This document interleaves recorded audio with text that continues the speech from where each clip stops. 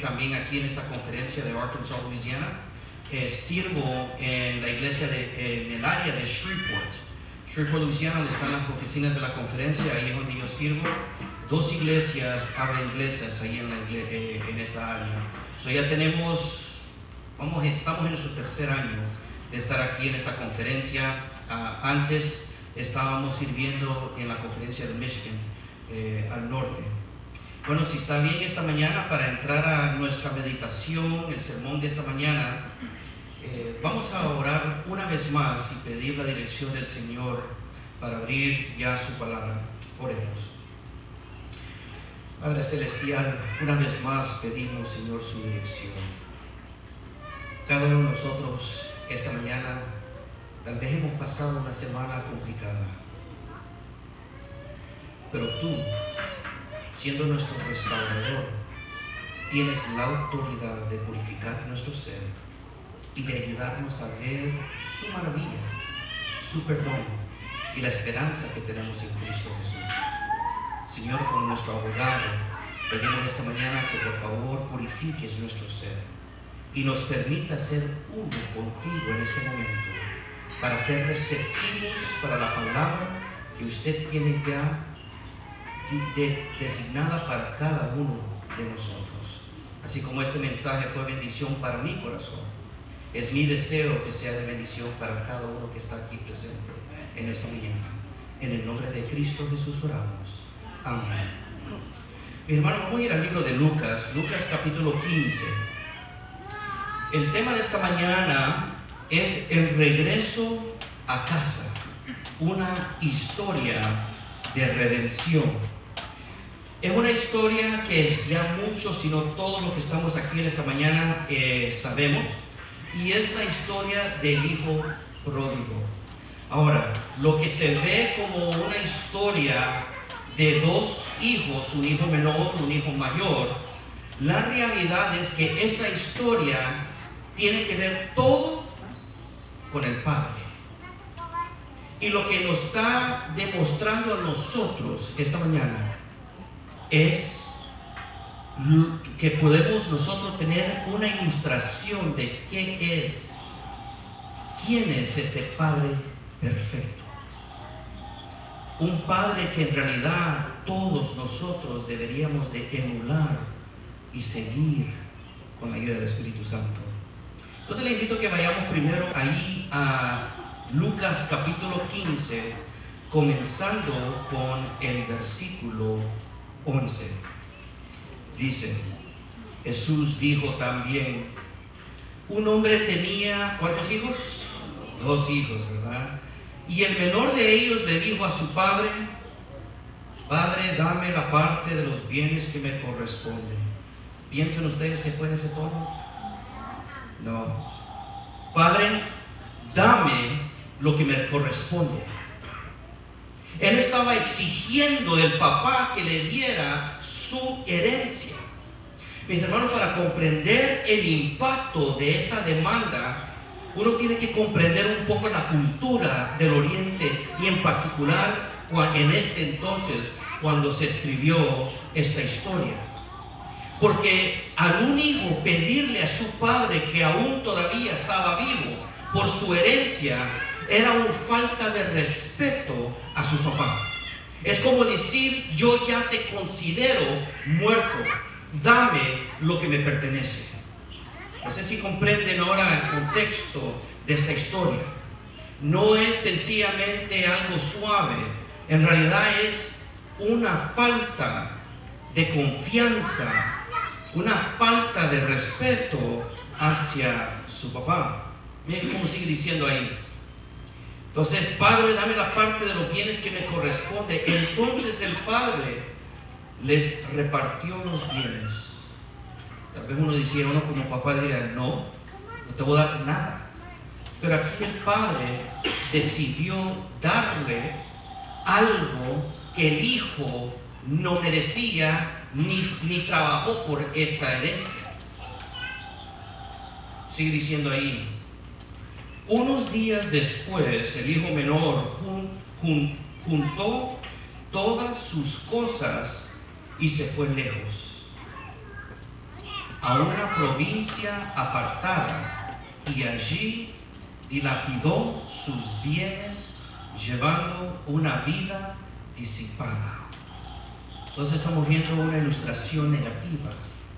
Ya vimos una parte negativa, para ver una continuación negativa, que ahora con estos bienes que no le perteneció a él, no era de él no trabajó por eso, pero ahora vemos que con esta herencia, él menospreció esa herencia para vivir de una manera egoísta, en fiesta, y vemos que lo estaba haciendo en una provincia apartada. En otras palabras, era en otra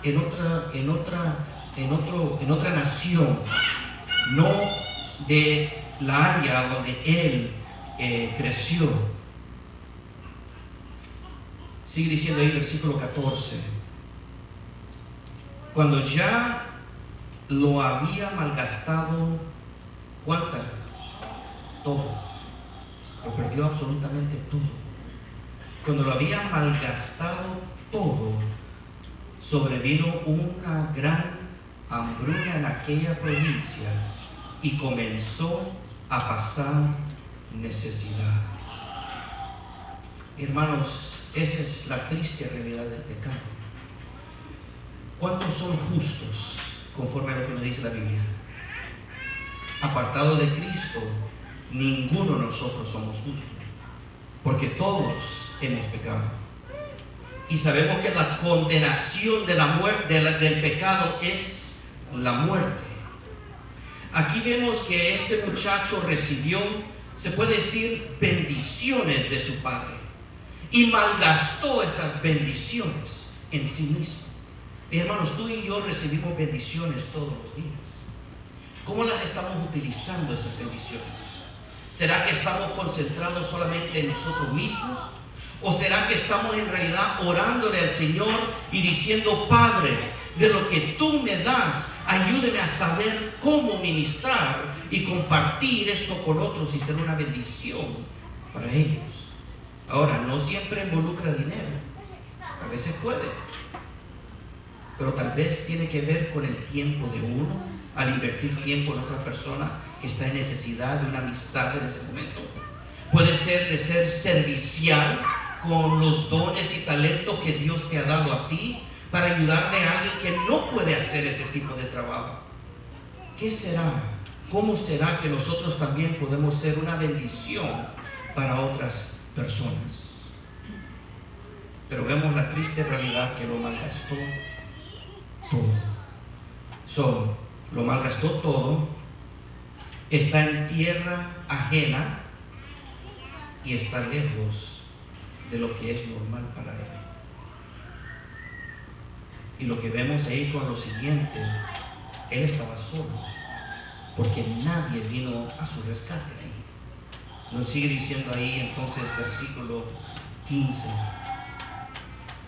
Se acercó entonces a uno de los ciudadanos de aquella tierra, quien lo mandó a sus campos para cuidar a los cerdos. Ahora, mi hermano, para comprender el contexto ahí también, la persona que limpiaba los cerdos y su área eran consideradas lo más mínimo en la sociedad. Entonces, este muchacho fue de ser un príncipe, por decir, a donde lo tenía todo, para ahora ser una persona de lo peor, de lo más bajo de la sociedad. Y aún así vemos un gran vacío que existió en el corazón de este muchacho. Entonces vemos ahí para mandarlo a los campos para cuidar de los cerdos, y versículo 16, y aunque deseaba llenarse el estómago con las algarrobas que comían los cerdos, nadie se las daba. Mis hermanos, el pecado a veces lleva a personas a hacer lo que se considera lo imposible. Este muchacho, si no fuese limitado por otros, ¿ustedes piensan que él hubiera comido la comida de los cerdos? Si lo hubiera hecho. Porque dice ahí, versículo 16, que aunque deseaba llenarse el estómago con las algarrobas que comían los cerdos, nadie se las daba. Entonces vamos al versículo 17, porque ahora estamos viendo ya un cambio que existe. Cambio de perspectiva de este muchacho. Finalmente recapacitó. ¿En qué sentido recapacitó? ¿Qué lo ayudó a él a ver que donde él estaba mal?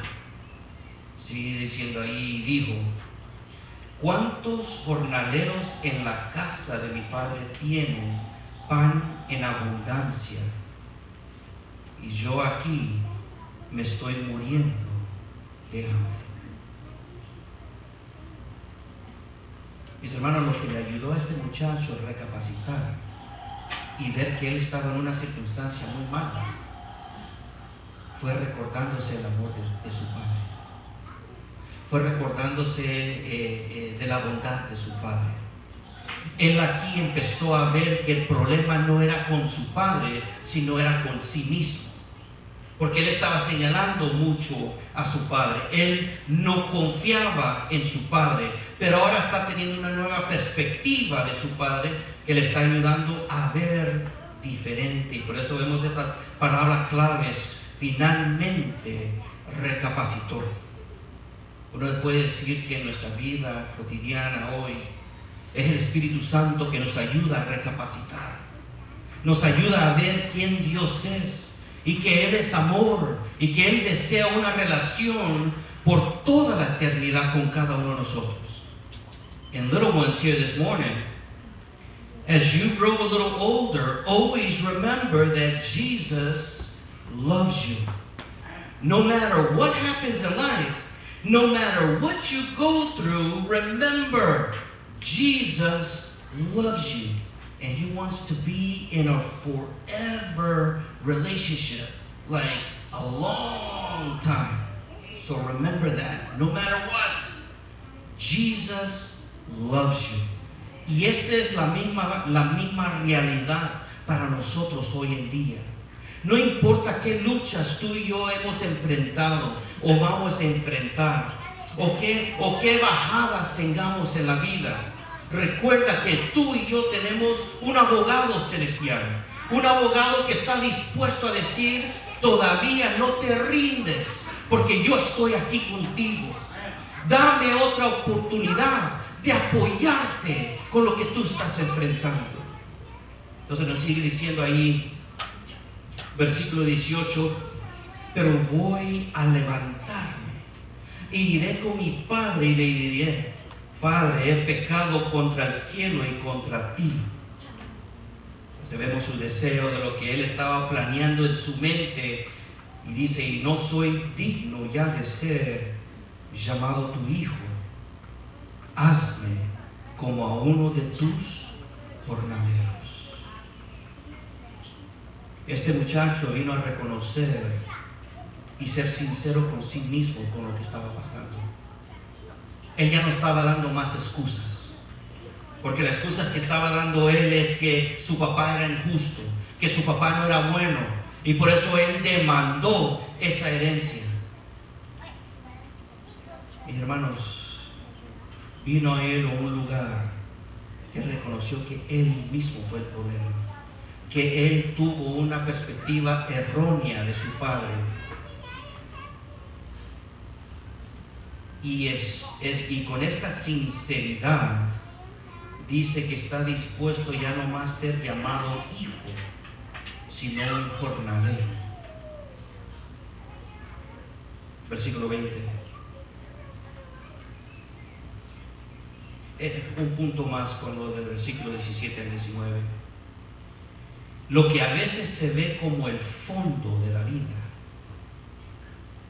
para uno puede ser esa la realidad, pero Dios puede convertir algo negativo hacia algo positivo, así como vemos en esta historia de redención. Dios puede renovar nuestro ser. Dios puede renovar nuestra identidad para ahora decir que yo soy hijo de Dios. Y es una jornada. Lo importante es tener una relación sincera con el Señor cada día. Lo importante es buscar de Él, escuchar su palabra, leerla o escucharla. Lo que importa es siempre estar en la presencia de Dios, conscientemente estar en su presencia. Él siempre está a nuestro alrededor. Nosotros sabemos esa bendición por medio de Jesucristo, que dice que estará con nosotros hasta el fin del mundo. Dios está con uno. Lo que es que uno en el momento se aparta del Señor, pero Dios siempre está ahí presente.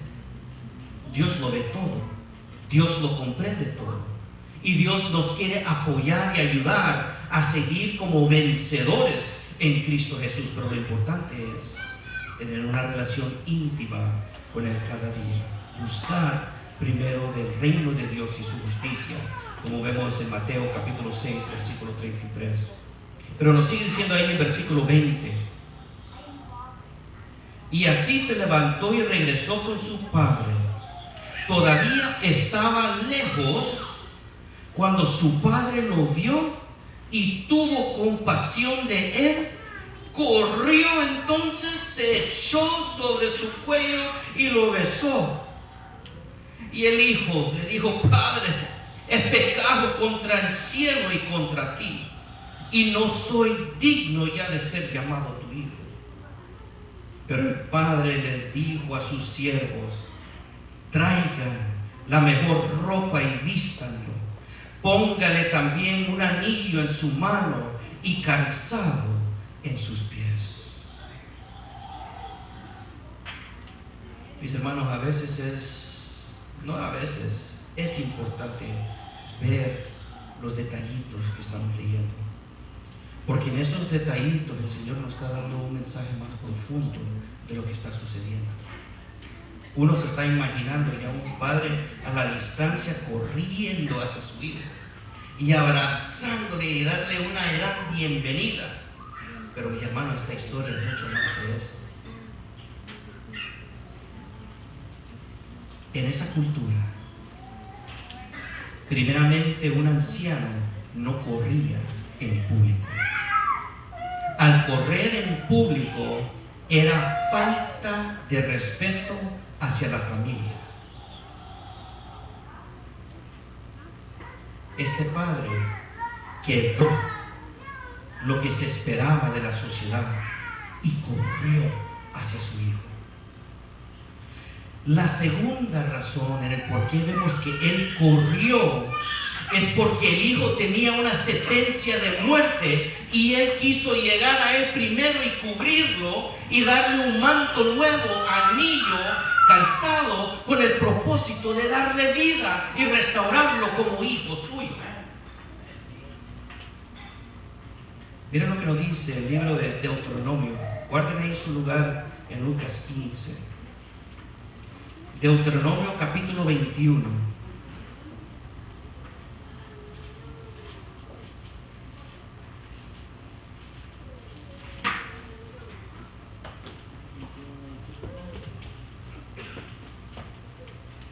Versículo 18.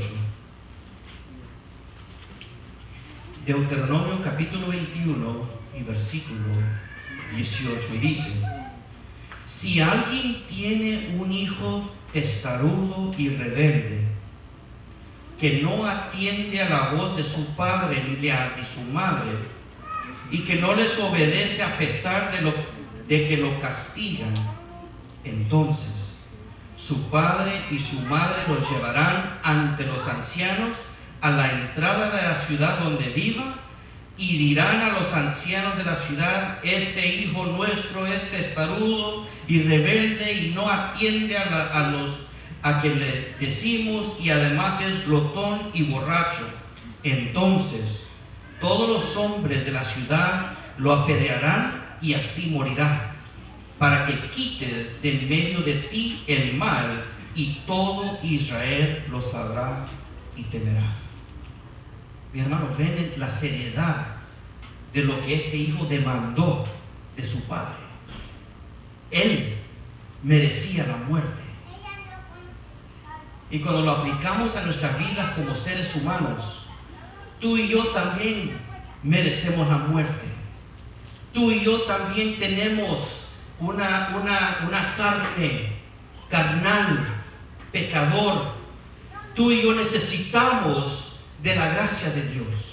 Tú y yo necesitamos un redentor que nos restaure nuestro lugar ante Él.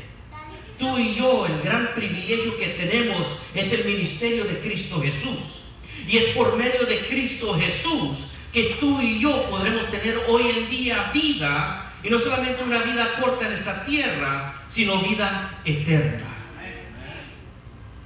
Entonces vemos la seriedad aquí, regresando ahí a Lucas capítulo 15, terminamos, ¿verdad?, en versículo 20.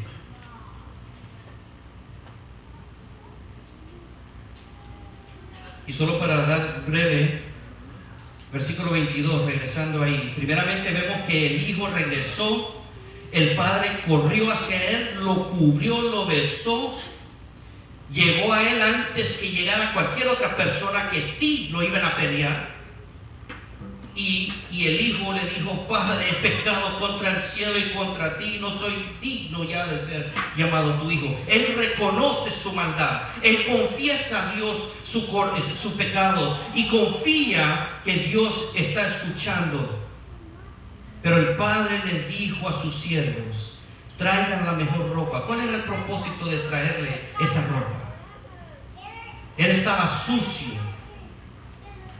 hediondo, a saber cuánto tiempo ha estado sin bañarse y cuidando de cerdos y viviendo con cerdos,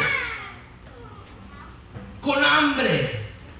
Tal vez se miraba débil, ya no se miraba como la misma persona que salió de la casa de su padre. Y el padre ordena a otros que vengan y traigan la mejor ropa. Tú y yo, cuando nos entregamos a Cristo Jesús, Él nos da un manto, y ese manto es el manto de Cristo Jesús, el manto de justicia. Es por medio de Cristo y sus méritos que tú y yo somos rescatados y cubridos. Y vemos ahí, al ponerle el anillo significa autoridad, significa su lugar como príncipe en la familia. Y calzado en sus pies. Ya no más descalzo, pero ahora calzado, que también representa honor. Ustedes han notado, se recuerdan la historia cuando George W. Bush, cuando era presidente de los Estados Unidos, fue al este,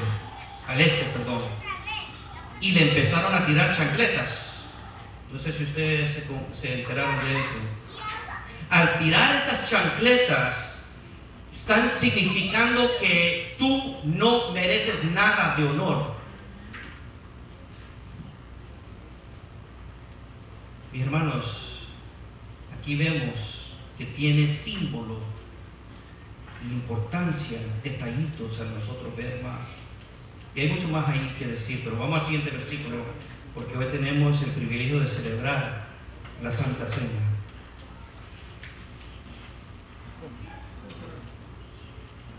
Versículo 23. Vayan luego a buscar el becerro gordo y mátenlo, y comamos y hagamos fiesta. Mis hermanos, el comer el becerro gordo solo era por 3 ocasiones. Uno de ellos era por nueva vida, al nacer un bebé. Pero aquí el padre, porque nació un hijo que se había perdido, celebró de esta manera, para celebrar vida en su hijo. Entonces sigue diciendo ahí, versículo 24, porque este hijo mío estaba muerto y ha revivido, se había perdido y lo hemos hallado. Y comenzaron a regocijarse. La historia para este joven termina ahí. Qué linda historia, ¿verdad? De saber que de ser un hijo en rebelde a ser un hijo restaurado, un hijo que estaba en la muerto, ahora está vivo. Y todo gracias por el amor de su padre. Pero ahora vemos aquí, y esto lo vamos a hacer bien breve, versículo 25. El hijo mayor, ahora cambia la escena, estaba en el campo y cuando regresó, llegó cerca de la casa, oyó la música y las danzas. Entonces llamó a uno de los criados y le preguntó qué estaba pasando. El criado le respondió: tu hermano ha vuelto y tu padre ha ordenado matar el becerro gordo porque lo ha recibido sano y salvo. Cuando el hermano mayor escuchó esto, piensen ustedes que estaba feliz. Ahí vemos en el texto que se enojó. Y en el texto original griego dice se enojó tremendamente. Tanto que no quería entrar. Así que su padre salió a rogarle que entrara.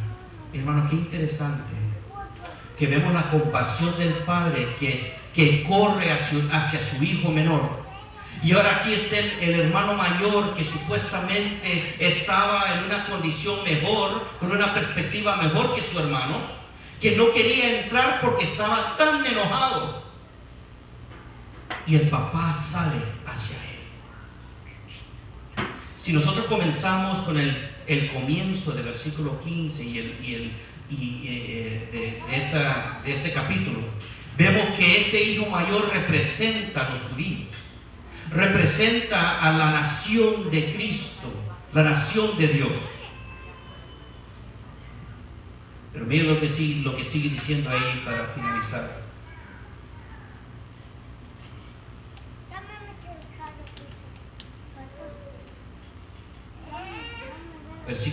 Vamos a comenzar de nuevo con 28. Cuando el hermano mayor escuchó esto, se enojó tanto que no quería entrar. Así que su padre salió a rogarle que entrara. Pero el hijo mayor le dijo a su padre: aunque llevo tantos años de servirte y nunca te he desobedecido, tú nunca me has dado siquiera un cabrito para disfrutar con mis amigos.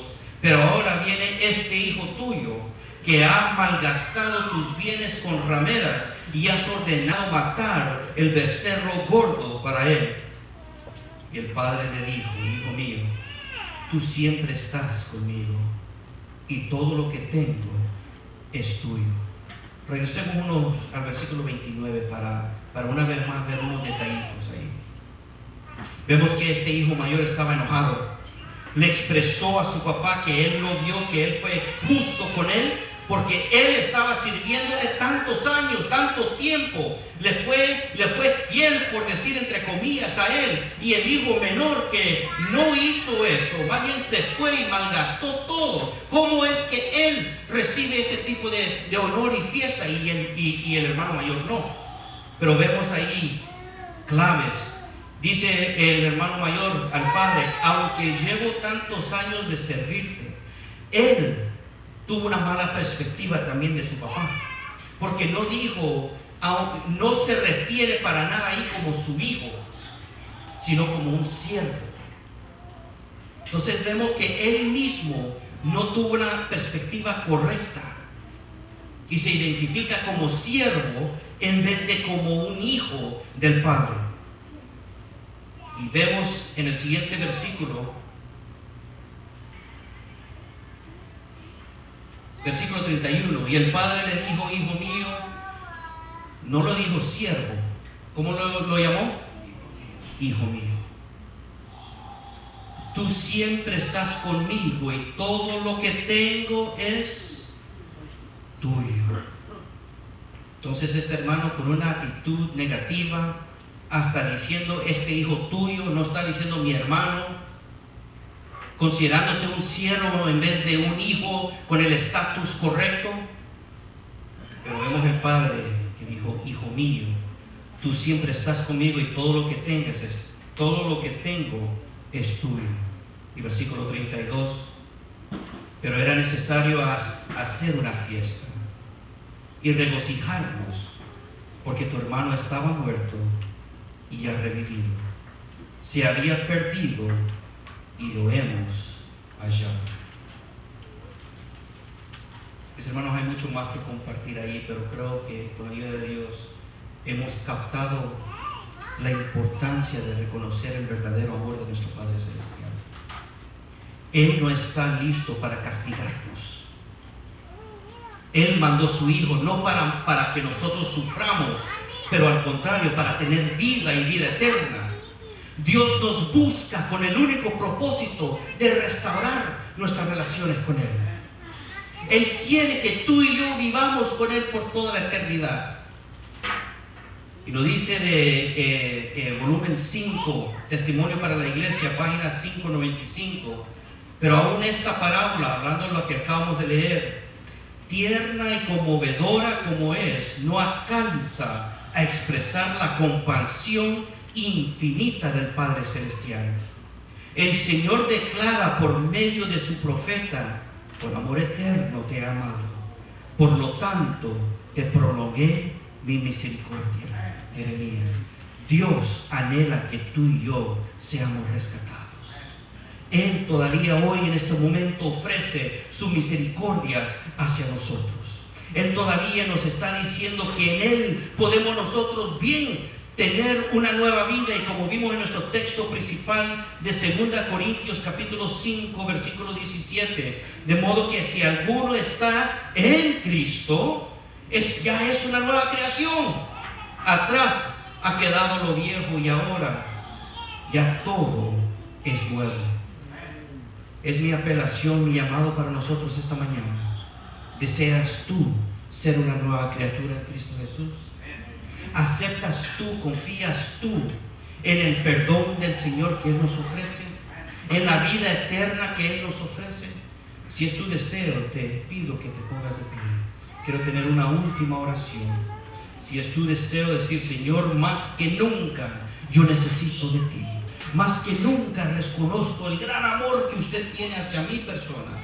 Y más que nunca veo que en verdad en Cristo todo lo podemos hacer. Oremos. Padre Celestial, usted conoce cada uno de nuestros corazones. Hay momentos buenos, momentos difíciles, buenas decisiones, malas decisiones. Pero lo importante para todos nosotros en esta mañana es ver el perdón que tú nos ofreces y la vida que nos ofreces. Padre, de una manera simbólica, pero real, al pararnos, hemos decidido decir, Señor, sometemos nuestra voluntad hacia ti y confiamos que su voluntad será cumplida en nuestras vidas. Gracias, Señor, por su amor. Gracias por su misericordia. Y gracias porque en Cristo tenemos esperanza. En el nombre de Cristo Jesús oramos. Amén. Mis hermanos, si se pueden sentar.